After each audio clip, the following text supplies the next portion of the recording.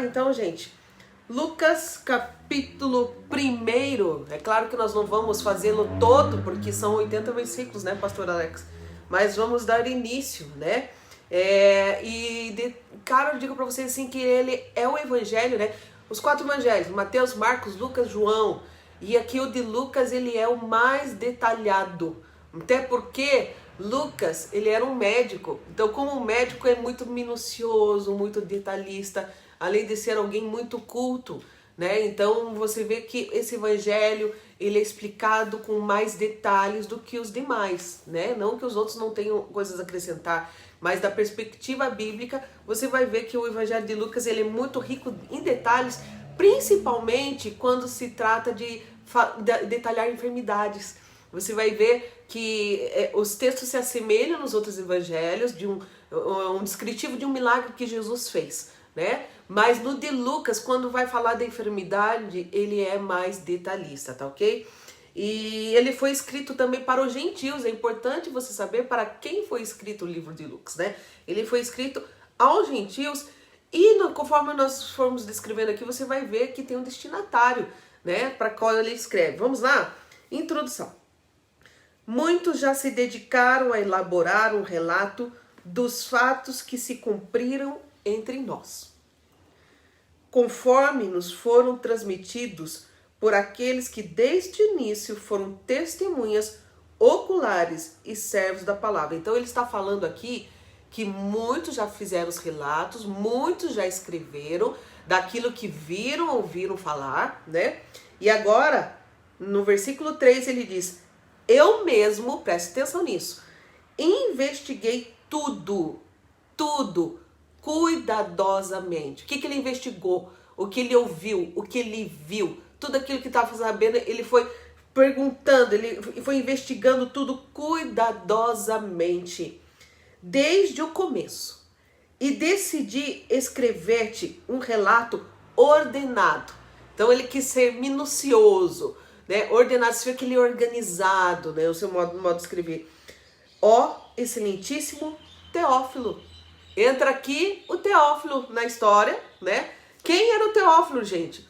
O Teófilo, você vai ver que, até porque ele fala no texto excelentíssimo Teófilo, indica um tratado de alguém superior. Então, o que nós encontramos é que Teófilo é um alto oficial do exército romano, alguém com um cargo muito importante ali, né? E há uma dúvida se Teófilo seria grego ou se ele seria um romano recém-convertido.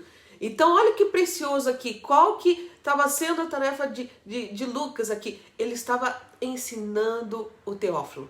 Ele estava discipulando o Teófilo. Olha que coisa tremenda isso, né? Que importante. E ficou para nós. Algo que ele escreveu lá para o Teófilo. Ficou para mim, ficou para você. Hoje, e nós estamos lendo aqui há quantos mil anos depois, nós estamos lendo algo que Lucas escreveu para Teófilo. Isso é tremendo, gente, né? E Teófilo, gente, né, vem de Teófilo, que é amigo de Deus. Olha que gostoso a gente ouvir isso, né? Então aqui, ó, com o versículo 4, para que você tenha certeza das coisas que te foram ensinadas. Você quer falar, pastor? Você está querendo? Às vezes eu vejo que ele está morrendo de vontade de falar aqui, né? Então, só falando um pouquinho mais sobre Lucas, né? Ele era médico. Lucas também escreveu o livro de Atos, tá? O livro de Atos também foi escrito por Lucas. Lá em Filemão 24, que é outro livro da Bíblia, Paulo diz que Lucas foi um grande cooperador de Paulo, né? Paulo mesmo descreve. Mas o nome de Lucas só vai aparecer na Bíblia 4 vezes.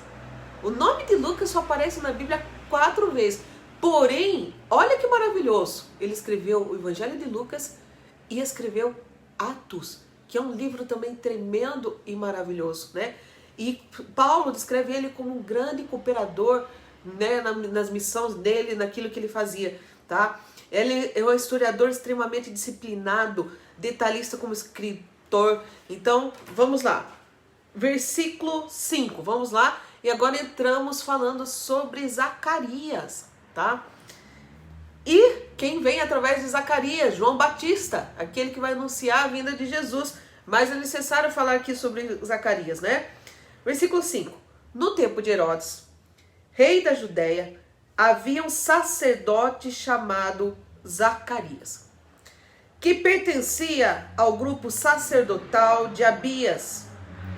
Isabel, sua mulher, também era descendente de Arão. Então aqui já diz o que Zacarias fazia. Ele era um sacerdote do grupo sacerdotal de Abias. Então, assim, entenda que na época havia mais ou menos uns 18 mil sacerdotes, gente. Ele era um desses que servia no templo, tá? Mais um pouco lá pra frente nós vamos falar mais sobre isso. Casado com a Isabel. Versículo 6. Preste atenção nisso. Ambos eram justos aos olhos dos homens? Não. Ambos eram justos aos olhos de Deus, obedecendo de modo irrepreensível a todos os mandamentos e preceitos do Senhor. E eu creio que fica a primeira lição para mim e para você. Ser justos aos olhos do Senhor é isso que importa para nós.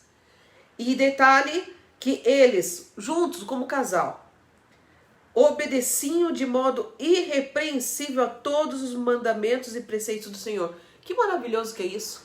Obedecer a palavra do Senhor irrepreensivelmente em todos os seus aspectos. Eu creio que isso fica um ensinamento para mim e para você. Mas olha só, gente, ser justo não quer dizer necessariamente que eles sejam perfeitos, queridos. E você vai ver durante o texto isso.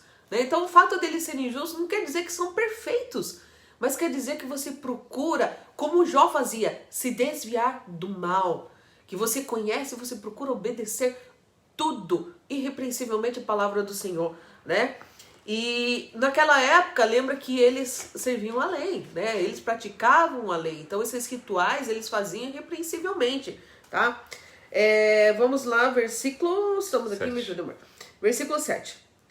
Mas eles não tinham filhos, porque Isabel era estéril e ambos eram de idade avançada, tá? Então, dois porém, idade avançada e esterilidade. Lembrando que esterilidade era algo muito mal para a época. Era sinal de que você era amaldiçoado.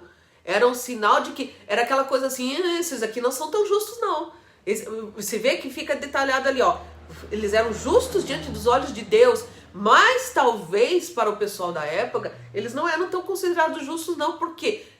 Por causa da esterilidade dela. Porque para a época era visto como algo ruim, algo mal. Ah, você deve estar em pecado. Ah, você está estéril? É porque você está em pecado. É porque tem algo mal na sua vida. E às vezes não acontece isso com você. Né? Às vezes nós mesmos olhamos para outra pessoa e achamos que ela está com alguma coisa errada porque algumas coisas não estão acontecendo na vida dela como deveriam acontecer. E esse era o caso de Isabel e Zacarias. Enquanto aos olhos de Deus são justos, né? Oi? Enquanto aos olhos de Deus são justos. E enquanto aos olhos de Deus são justos, né? Porque tem coisas que às vezes só não chegou o tempo, tá? Então imagina o que Isabel passava. Você mulher que está me ouvindo, imagina o que Isabel não passava nessa época. E Zacarias também, não tem filho. Todo mundo com filho, né? Aquela época, uma filharada e tal. Você não tem filho. E ambos eram de idade avançada. Então, olha os pensamentos que deveriam passar já na cabeça deles a respeito de, tipo, e agora? Né? Como Abraão, né? E agora? Não tem mais, somos de idade avançada, tá? Versículo 8. Certa vez, estando de serviço o seu grupo, Zacarias estava servindo como sacerdote diante de Deus. Ele foi escolhido por sorteio, de acordo com o costume do sacerdócio, para entrar no santuário do Senhor e oferecer incenso. E aqui eu quero frisar algo para você. Ele estava servindo com o grupo dele. Como eram 18 mil sacerdotes, gente, isso acontecia muito raramente o grupo servir. Mais raro ainda seria a pessoa ser escolhida através de sorteio para entrar no santuário, tá? E aqui, por sorteio, Zacarias foi escolhido, conforme o costume do sacerdócio, para entrar no santuário e oferecer incenso. Sabe qual era a probabilidade disso acontecer, gente, para um sacerdote? Talvez nunca ou uma vez na vida, tá? Devido à quantidade de sacerdotes que havia naquela época, isso aconteceria uma vez na vida. Mas chegou o dia de Zacarias.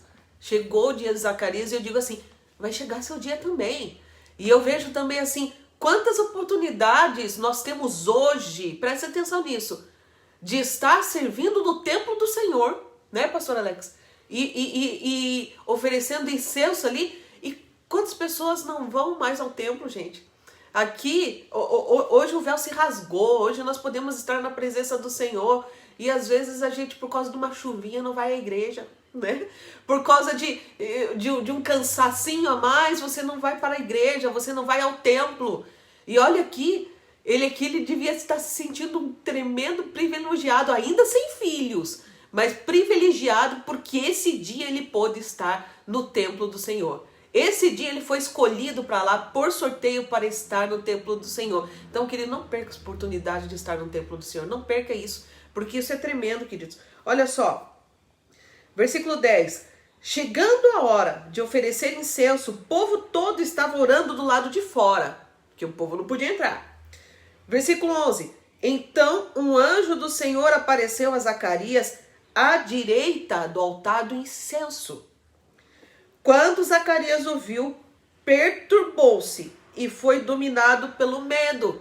Talvez até porque nas lembranças dele, algumas vezes que os anjos apareceram, pessoas morreram, principalmente por causa do lugar em que ele estava. Foi assim com Nadab e Abiú, que morreram. Então talvez esse temor dele foi assim, o que aconteceu? O que eu fiz? Né? Até agora eu andei irrepreensivelmente, né? O que o anjo veio aqui? Versículo 13. Mas o anjo lhe disse, não tenha medo, Zacarias. Sua oração foi ouvida. Isabel, sua mulher, dará a você um filho e você lhe dará o nome de João, tá? A bênção já veio com o nome de João, grande João, maravilhoso João, tá? Então veja só, gente, né? O filho deles era um motivo de oração. Era um motivo de oração. Era algo que eles deveriam estar aguardando, porque uma vez que você orou, você deve estar aguardando por isso. Quantas orações você fez que de repente você já se esqueceu, você parou de pedir porque já faz tanto tempo, tá? E isso está depositado diante do Senhor. Se você esqueceu, ele não esqueceu. A prova disso, né, o versículo ali 14. Continuando falando sobre João, né? Ele será motivo de prazer e de alegria para você. E muitos se alegrarão por causa do nascimento dele. Pois será grande aos olhos do Senhor, ele nunca tomará vinho nem bebida fermentada, e será cheio do Espírito Santo desde antes do seu nascimento. Fará retornar muitos dentre o povo de Israel ao Senhor, o seu Deus. E irá diante do Senhor no espírito e no poder de Elias, para fazer voltar o coração dos pais a seus filhos e os desobedientes à sabedoria dos justos, para deixar um povo preparado para o Senhor. Queridos, aqui o anjo dizendo, olha, Zacarias, a sua oração não somente foi ouvida, ela foi ouvida e está vindo com um grande propósito.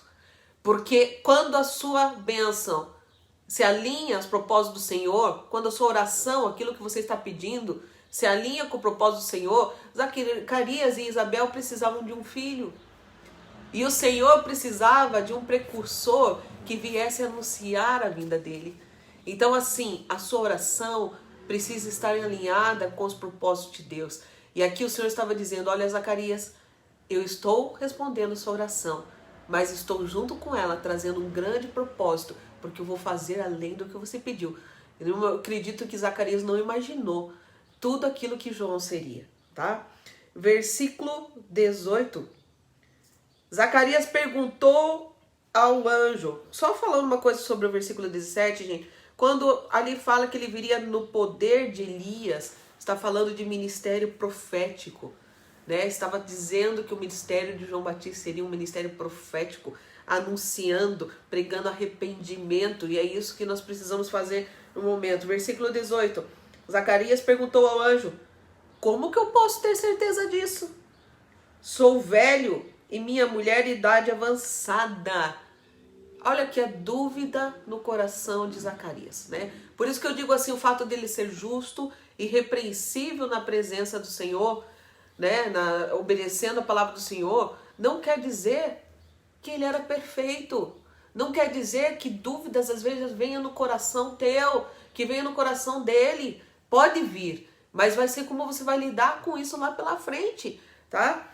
Zacarias perguntou, sou velho e minha mulher de idade avançada. Ele coloca aquilo que ele está vendo carnalmente, né? Humanamente é isso que ele enxerga. Ele se enxerga como alguém com idade avançada e com problema com esterilidade. Qual que é o teu problema? É a conta do banco o teu problema?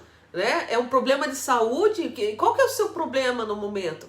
Você entendeu? É isso que você consegue enxergar, mas você tem uma palavra de Deus, uma revelação de palavra de Deus para você, e em cima disso que você tem que caminhar.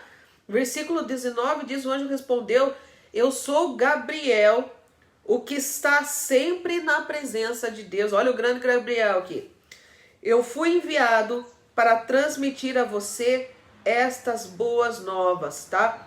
Observem algo aqui, queridos, e o pastor Alex pediu que frisasse muito isso, né? E eu concordo plenamente com ele. Veja que ele diz que ele foi enviado para transmitir boas novas. Enviado por quem? Por Deus, tá? Então, queridos, você nunca vai encontrar na Bíblia nenhum lugar que fale que você possa fazer orações aos anjos ou pedir aos anjos, o meu anjo da guarda, para fazer oração para o anjo da guarda. Não existe nada na Bíblia sobre isso. Na Bíblia fala que são anjos ministradores a serviços do Senhor. Então eles estão para servir o Senhor. Aqui o Senhor precisava que alguém fosse mandar o recado para Zacarias. Então ele foi enviado pelo Senhor. Aos seus anjos dará ordem ao nosso respeito, mas quem dá as ordens é o Senhor. Eu e você não podemos orar aos anjos de maneira nenhuma. O único anjo que responde uma voz humana é os anjos decaídos. Aqui o pastor Alex está falando, não sei se você ouviu, né, que os únicos anjos que ouvem uma voz humana são os anjos decaídos, né? São os demônios, anjos decaídos. Estes sim ouvem a voz humana, as ordens humanas. Mas os anjos celestes só ouvem uma ordem, que é a ordem do Senhor, para te guardar, te proteger, mas é o Senhor que envia, é Ele que ordena, ok? Se você conhece alguém que fica fazendo orações pelo anjo da guarda, né? E se você tem liberdade, compartilha isso com a pessoa, né? Com muito cuidado e sabedoria sempre, né? Versículo 20, olha o que acontece por causa da dúvida dele. Agora você ficará mudo, tá? Não poderá falar até o dia em que isso acontecer, porque não acreditou em minhas palavras, que se cumprirão no tempo oportuno. Isso quer dizer, queridos, que há um tempo oportuno de Deus na minha vida e na sua vida. Sempre há um tempo oportuno para nós. E eu quero profetizar que esse tempo oportuno está chegando na sua vida, em nome de Jesus. Versículo 21. Enquanto isso, o povo esperava por Zacarias, porque toda vez que eles entravam no santuário, eles saíam com algo da parte de Deus para o povo, né? E novamente eu friso assim, hoje nós temos aqui você que está ouvindo online, vocês que vão ao culto, tantas oportunidades de estar ouvindo a palavra do Senhor, né? E aqui o povo ficava esperando, aguardando, ansioso, porque aquele era o dia em que os sacerdotes que estavam servindo entrava, queimava incenso e trazia algo da parte do Senhor. E de repente Zacarias, né? Enquanto isso o povo esperava por Zacarias, estranhando sua demora no santuário, versículo 22. Quando conseguiu, não conseguia falar nada. O povo percebeu então que ele tivera uma visão no santuário. Zacarias fazia sinais para eles, mas permanecia mudo. Então, se o povo percebeu que alguma coisa tinha acontecido, que ele tinha tido uma visão, pastor Alex, eu imagino até, pastor, que o povo ficou encucado. Imagine se ele falou assim, de certo, nós vamos morrer agora, porque Zacarias saiu mudo sem falar nada. O que será que falaram para ele, né? Que ele saiu mudo desse jeito. Eu imagino que foi polvoroso lá na... O povo deve ter ficado assim, abalado, esperando assim, impressionando Zacarias. Pelo amor de Deus, fala alguma coisa. O que você viu lá dentro que você não está conseguindo falar aqui, né? Eu imagino que foi tremendo isso, né? Quando saiu, não conseguia falar nada, o povo percebeu que ele tivera uma visão. Zacarias fazia sinais para eles, mas permanecia mudo. Fazia sinais, mas permanecia mudo. Quando se completou o seu período de serviço, ele voltou para casa. Depois disso, Isabel, sua mulher, engravidou. E durante 5 meses não saiu de casa. E ela dizia: isto é obra do Senhor. Agora ele olhou para mim favoravelmente, para desfazer a minha humilhação perante o povo. Né? Esse texto fala de tempo oportuno nas nossas vidas. Ele também nos fala que Deus jamais vai se esquecer da nossa humilhação. Situações em que você foi humilhado, situações em que você passou por vexação, talvez diante da sua família, humilhação às vezes por questões financeiras, humilhação às vezes porque algum sonho ainda não se realizou.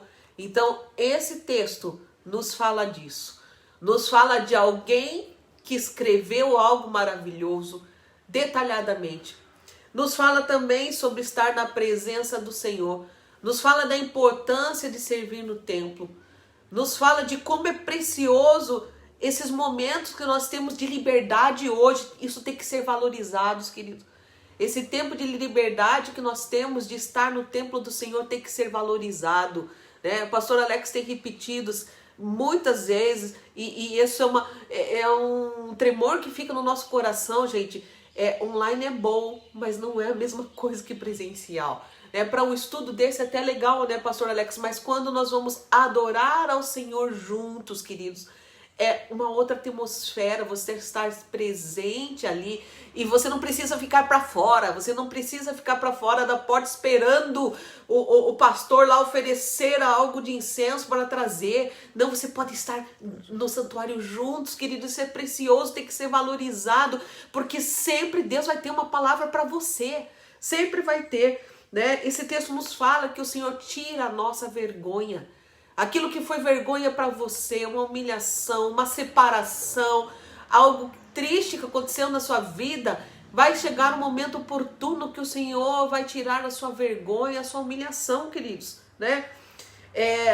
Nos ensina também esses 25 versículos, porque temos ainda um capítulo inteiro, né, para trabalhar. Ele nos ensina a ter uma vida irrepreensível na presença do Senhor. E fala que dúvidas podem surgir no seu coração, como aconteceu com Zacarias, que servia na presença do Senhor, né? Mas isso não é motivo, porque o Senhor olha para você com olhos de justiça, porque é Ele que nos justifica, não é porque nós somos justos, é porque a justificação vem dEle, né? E assim, não importa como Deus vai fazer.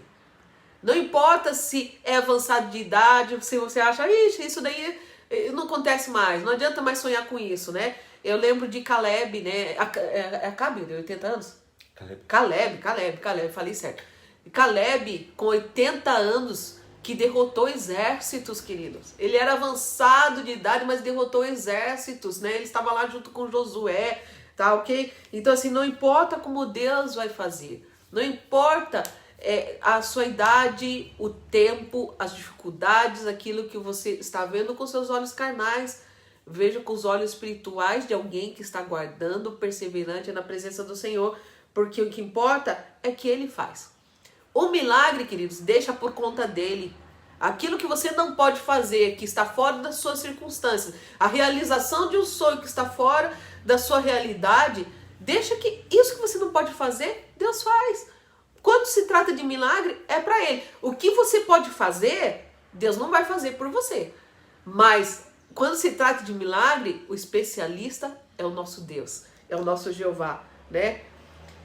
Zacarias, ele duvidou, mas foi capaz de superar as suas dúvidas, e isto fica para o dia de amanhã, né, pastor Alex? Né? Quer ter uma palavrinha do final? Será que deixamos, gente? Só uma rápida oração.